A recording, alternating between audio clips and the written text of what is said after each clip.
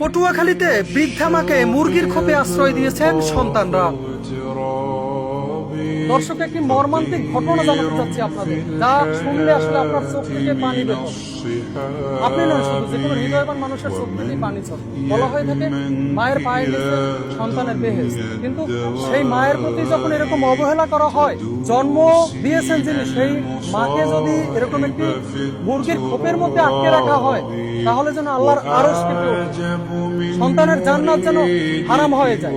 এরকম একটি ঘটনার বর্ণনা জানাতে চলেছি আপনাদের।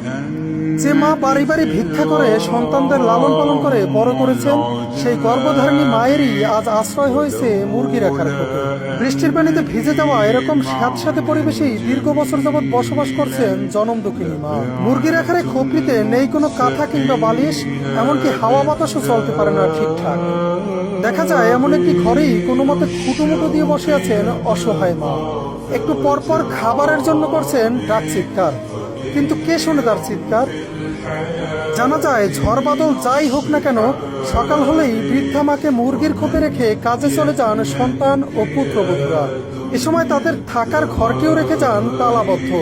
নিরুপায় হয়ে খাবারের আশায় নরবরে শরীরখানা নিয়েই এবারে ওবারে ছুটে বেড়ান জনম দুঃখিনী মা। সম্প্রতি পা পিছলে আছাড় খেয়ে মাথা ফেটে যাওয়া সহ হাত ভেঙে গেছে বৃদ্ধা মা নূরজাহান বেগমের। সারাদিনের যন্ত্রণায়ও ছটফট করছেন তিনি। এছাড়াও একটু পানি খাওয়ার জন্য করছেন